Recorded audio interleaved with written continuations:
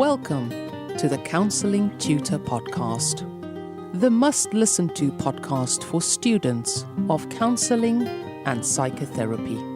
Here are your hosts, Rory Lees-Oakes and Ken Kelly. Hello and welcome to this special edition of the Counselling Tutor Podcast.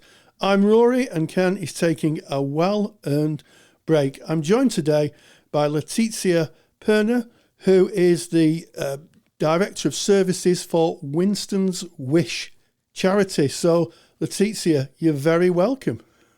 Hello, Rory. Lovely to be here. So just tell us a little bit about Winston's Wish. What's Winston's Wish about? Of course. So Winston's Wish is the first childhood UK bereavement charity. We are 30 years old this year, which is quite exciting. And we are effectively support and advice and guidance for children and young people 0 to 25 who have lost someone important to them, as well as the adults, whether that be parents or family members and friends or professionals who support them. So we provide bereavement support in a plethora of ways, as well as advice and guidance around talking about death and dying. Well, a very serious topic, but a very needed resource, and you know, what a fantastic charity to support young people. So, in terms of prevalence of childhood bereavement, you know, what are the statistics? Yeah, that's a great question, Rory, and one that is actually really hard to answer, and I'll tell you in a little bit why. But to give you a sense, roughly, we have about nearly 1 million 0 to 25-year-olds in the UK may have experienced the death of a parent, brother, or sister. So quite significant numbers. More than 100 children and young people are bereaved of a parent every single day in the UK. And 1 in 20 children and young people have experienced the death of the parent by the age of 16. So if you put it all in all, we're thinking that there's about one child in every class who suffered the bereavement of a parent or sibling.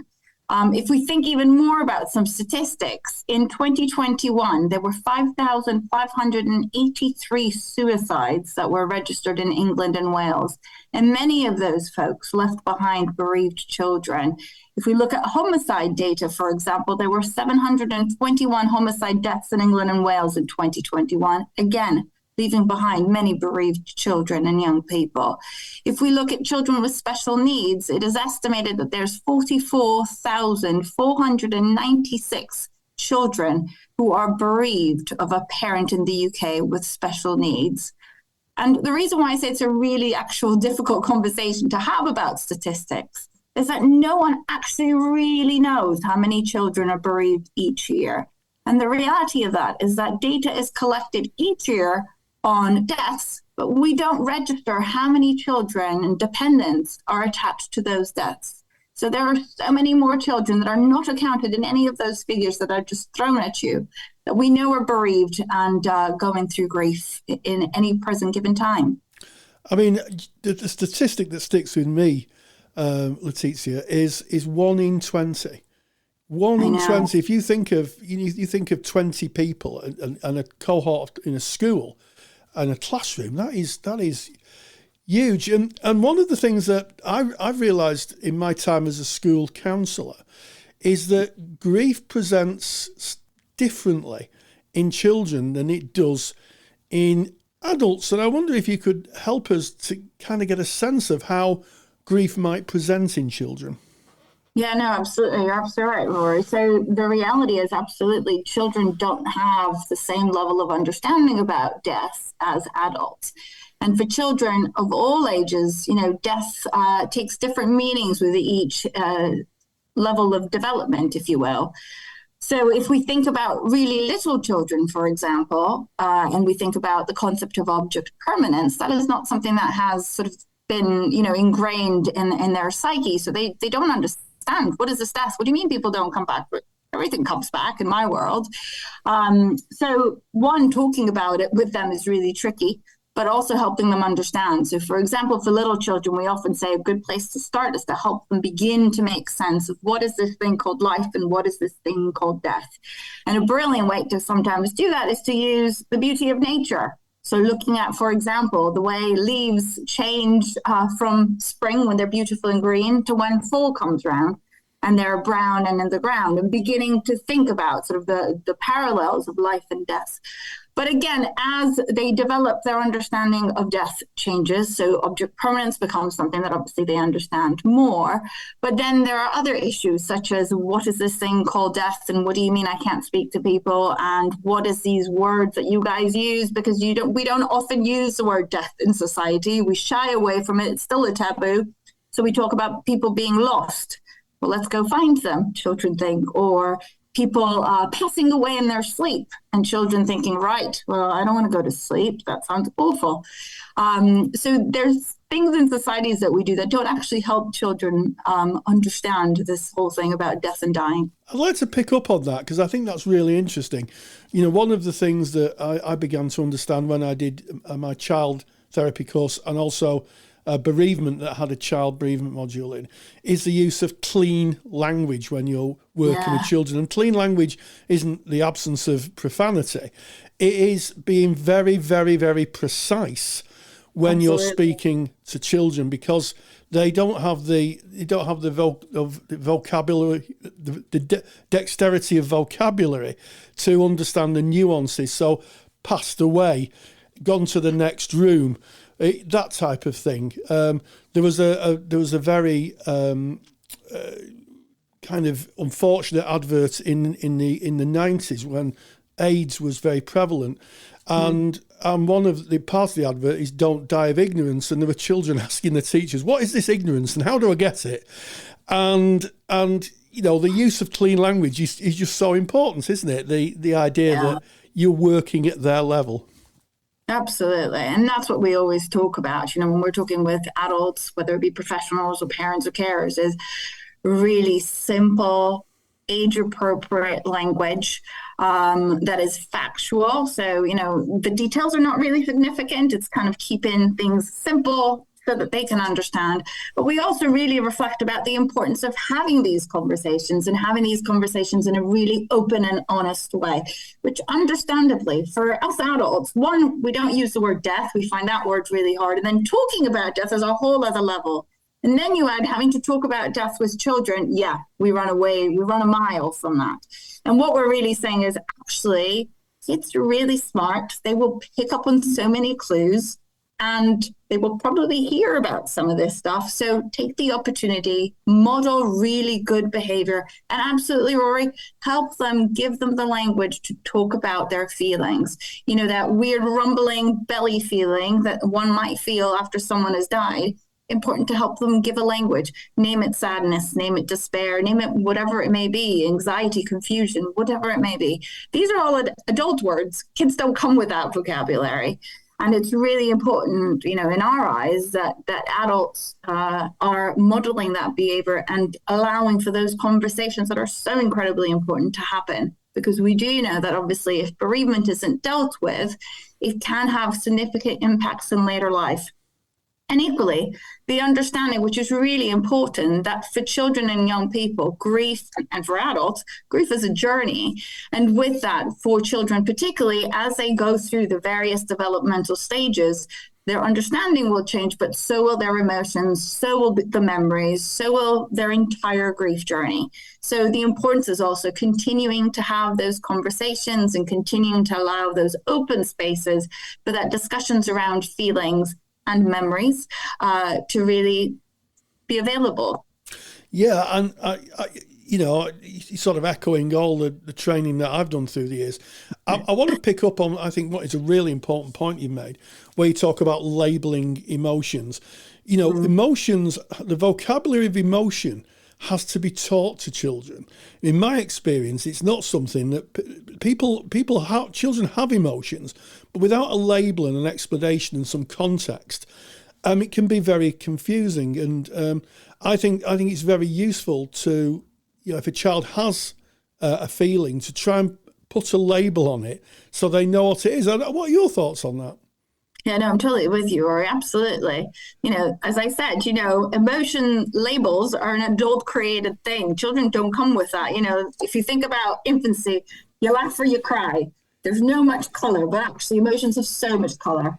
And absolutely, I think it's around helping children understand whatever it is that they might be feeling, what that's called. And absolutely, giving a name is the first step of beginning to understand it and calling it out. No, absolutely. We often have sort of sheets with various different pictures that kind of show your emotions. And sometimes it's not for younger children. It's just about that face resembles what I feel. It is really important to begin to give that vocabulary and that language to them, because it will follow them also in later life. Bereavement is loss, and we all suffer different losses throughout our lives. So it's really setting them up for success and the ability to cope with these things as life unfolds, really. Yeah, absolutely. And I've observed through the years that one of the things that happens with grief is that children can be alienated. They feel that there's no one for them. And, ultimately, and I speak from loss in my family many, many years ago, it changed the family dynamic considerably. Yeah, no, absolutely. I'll never forget. I'll give you an example of when I was practicing many, many years ago, when I started practicing, actually. And I worked in the school too, so school counselors united. Yeah, but I had this young man who was 16, bereaved of his dad 3 years prior.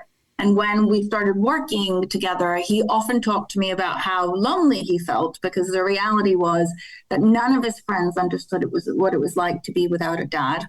But also that his relationship with mom had changed. Dad had been the one who set the rules. Mom was always the go-to that would find ways to flex. And all of a sudden, dad was gone, and mom was making rules, and mom wasn't being flexible. So actually what dad's death had done for him is also take away the mom he'd known. And I thought that was the most insightful thing, as someone who was training, to hear a 16-year-old speak so eloquently about the impact of what his father's death had done for him in his life was absolutely an eye-opener. And that theme has been retold in multiple ways by so many children that we work with. If we think back to that statistic of 1 in 20, how many kids can look around their classroom and go, oh, yes, there's a fellow pupil who's also lost an important person. And never mind children who've experienced the loss of someone special through some traumatic manners, whether it be accidents or sudden deaths or death by suicide. That's even more so an alienating experience for them. So, yeah, absolutely. Yes, and sometimes young people lack the general language to express themselves, don't they?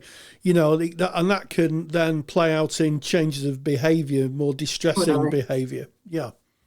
Yeah, no, absolutely. What we know is that grieving children can experience anxiety, depression, and mental health issues. Now, I always say bereavement is not mental health. We know that actually most people and most young children and young people who are bereaved will manage their grief journey just fine with the support and care of the family, friends, and family that they have around them. But definitely for some, particularly those that are prone to mental health issues, who have existing mental health issues, there can be really a compounding impact on that. But we also know that grieving children experience often difficulties at school. We know that children also sometimes may display and demonstrate risky or disruptive behaviors. We know that trouble sleeping is something that they report at a lot. But we also know, and again, we talk about the long-term impact of bereavement, but we also know that grieving children are also at an increased risk of youth offending. And as well as you mentioned earlier, the long-term impacts of possibly relationship problems, family breakdowns, as well as failure in education and employment. These are all things that, unfortunately, unresolved grief can lead to.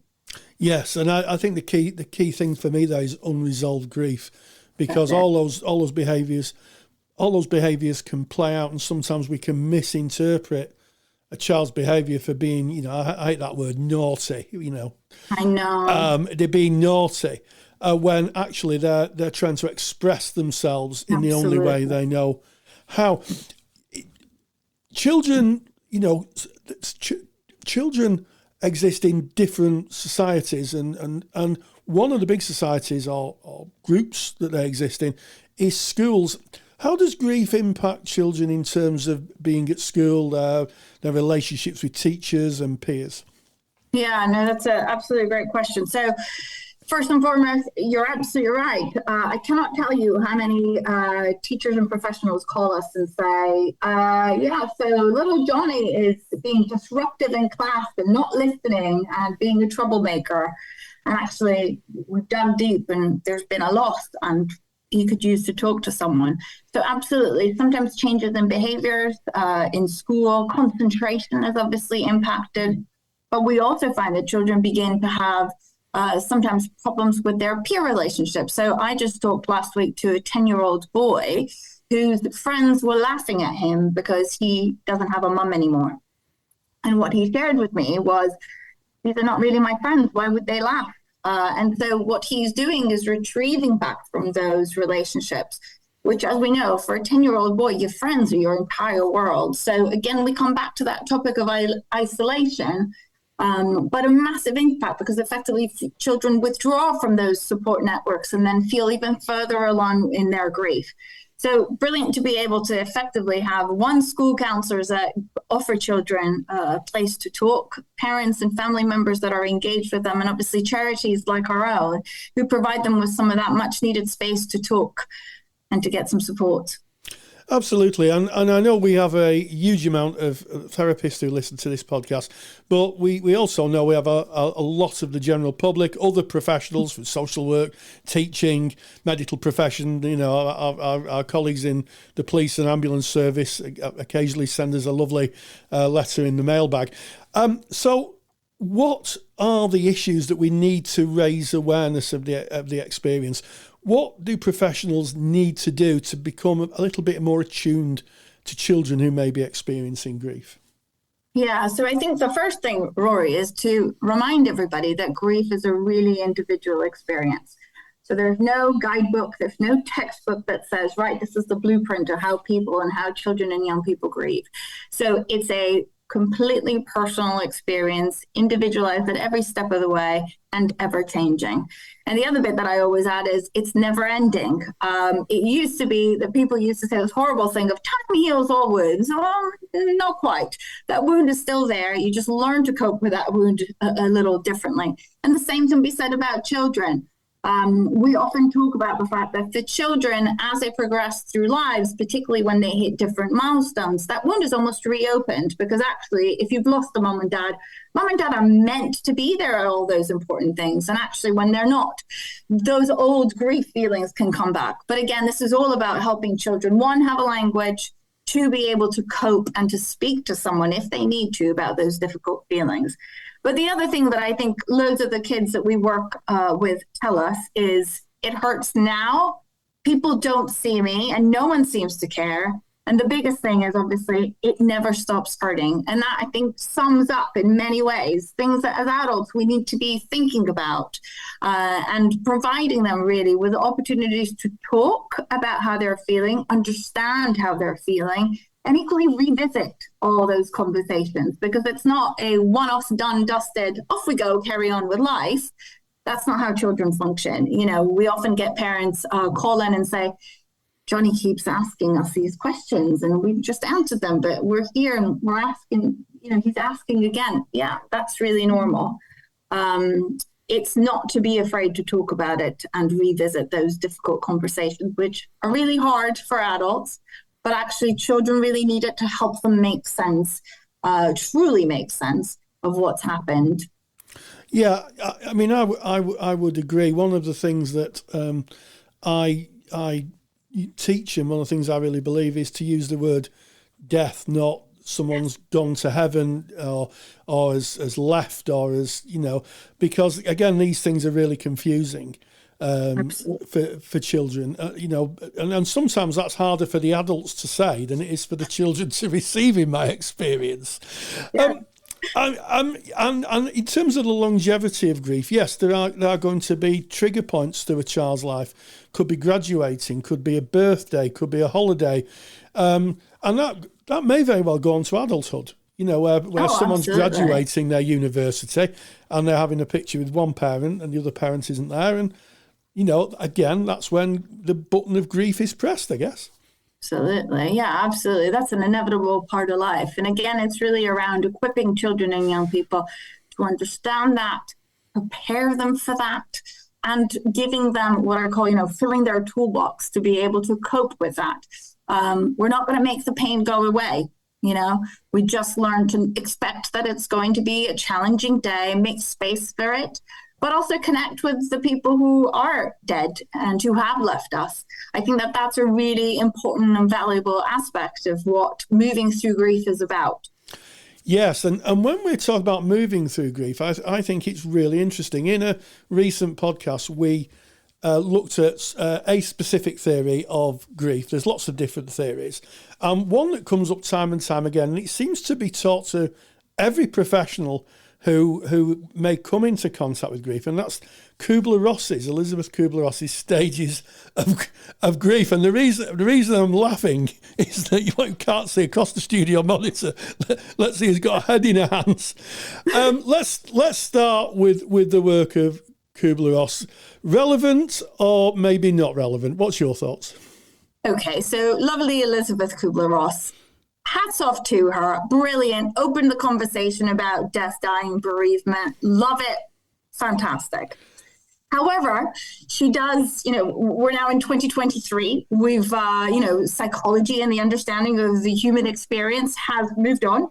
And the reality is the 5 stages are a nice guidance, but the reality is we do not move through grief in 5 perfectly placed chronological stages that, seamlessly move through life. And once you're at the end, done, you're dusted, you're good to go. You've done this thing called grief. Congratulations.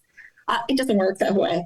But again, hats off to her. Great way to start the conversation. And listen, back in the days of Kubler-Ross, it put it on the table as a part and a topic of discussion. But things have moved on. And I'm sure, Rory, in your podcast, you've covered some of the more modern, if you will, theories and understanding around grief and bereavement. One that I often refer to, there's many, but there's 2 really that I often refer to. And my favorite one is the one around continuing bonds, which is really all about the reality that it's important for us to connect to the people who died in one way or another.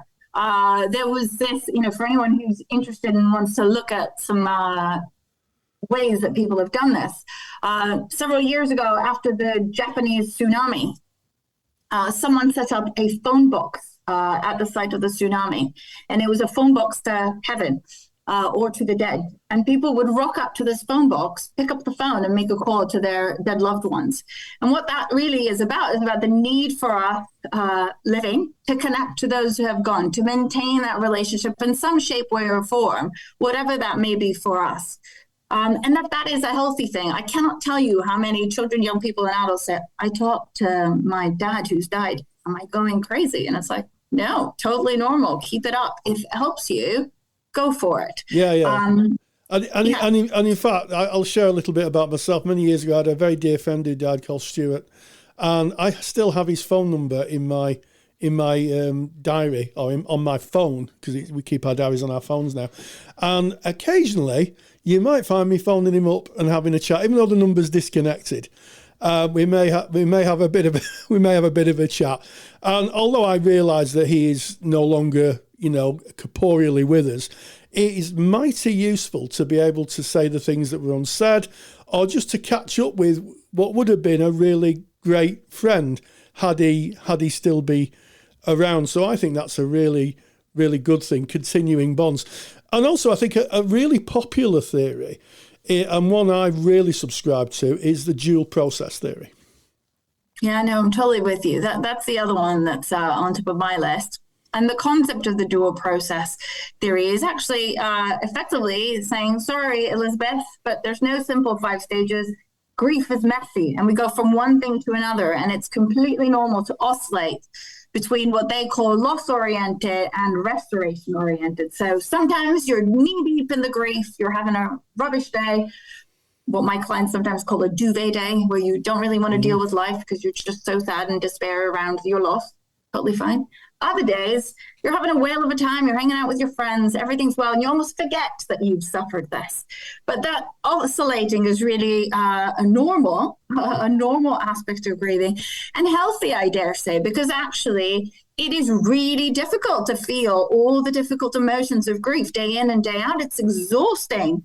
So actually a break is healthy, and it helps you make sense, but it gives you a break from that sort of psychological distress, while also recognizing that life does go on, and it's important for us to find a place within our new life and our new normal that is holding of the memory of our loved ones and incorporates them in our lives, but where we're not sitting under a duvet hiding from the world. Yeah, I think it's a really good point, and also elicits a permission for clients to be able to do that, so they don't feel bad about themselves. How often have we heard in our therapy rooms, I went out and had a really good time with my friends today, and now I feel really guilty because my dad's died.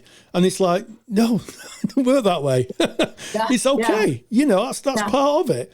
And I think what I like about the dual process theory, it also gives us a sense of assessment. So occasionally, certainly in my practice, I've seen someone who's stuck in the middle of those, denying that the person had died, becoming disconnected and disorientated, and that gives us an opportunity maybe to refer on if someone is really becoming, shall we say, more mentally unwell, and maybe psychotic with the loss. We can then refer on. Let's just have a bit of a exploration of how we can work creatively with children. Again, we come back to the world of children don't live in an adult world. They live in their own world, and their own world isn't necessarily through talk. So I think it's really important to think about how we can engage in therapeutic work with children and young people in a way that is more approachable to them, more accessible. So workbooks, so Winston's Wish has a fantastic selection of workbooks that effectively bring out activities that are rather creative, that help children navigate, find language, explore their feelings, but it's through structured activities. We find that children and young people find journaling really helpful to be able to have a place where their thoughts and feelings can just sit there. And then sometimes we review those in sessions to be able to explore, what was going on for you there. Play therapy and art therapy are absolutely brilliant, and we use them quite a lot at Winston's Wish. It is also really helpful to be able to sometimes do sessions with the child and their parent or carer, so really using the family unit to explore feelings. And also in art, from our perspective, part of the work around families is also about helping families have that shared language and that shared environment where this is an okay thing to talk about, where mom, dad, auntie, granny, whoever it may be, is doing that right modeling for that child, has the skills to support them, and there's that open conversation that they're fostering through that openness. And letter writing. So we find loads of our children, again, the Contierney ones, love to write letters, keep them up to date. And music. You and I were talking about music before we started recording, but music is an amazing avenue for children. Sometimes it's that special lyric in a song that really hits home. I don't know the words of whatever it may be, but actually that song speaks to me, and it speaks to me about my feelings and what I'm going through. So music has some magical power, I think even for adults, to express the things that sometimes are hardest to say out loud ourselves. Yes, absolutely. That takes us nicely on to the kind of resources that Winston's Wish offers. And we will put a link to Winston's Wish website in the show notes. So if you go to the special edition, go into the show notes, you'll find a link to Winston's Wish, and you can see the resources. But just kind of share with us how do your services work? What do you offer? Yeah, sure. So Winston's Wish provides everything from advice through support and at times bereavement counseling for those children who need it. So we have on our website a plethora of resources, activities, advice, even a free 20-minute bereavement training video for anyone who wants to begin to kind of delve in the world of childhood bereavement. We have PSHE lessons for schools to help them open up conversations with children in schools around bereavement, death, and dying. And as I say, loads of activities for families to take part in if they wish to do that. So that's kind of the big advice thing. We have a training team that also offers bespoke training as well as ongoing bereavement training for professionals. But the biggest part of our service is really keeping children and young people who are bereaved in mind. So we offer on-demand services for children and young people, and yes, also for those that support them. I think we live in a society where we talk almost too often about the waiting times and waiting lists about accessing services, and we want to do away with that. We want children and young people and those that support them to get the support and advice they need when they need it in the best way that they feel they need it. So we have a helpline that's open from 8 to 8.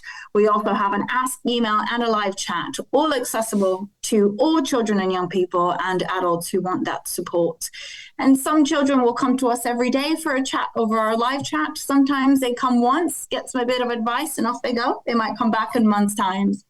The other element of our support, which again falls in line with a tiered level of bereavement service, is really around some of the more specific and intervention specific support that comes through bereavement counseling and bereavement support sessions.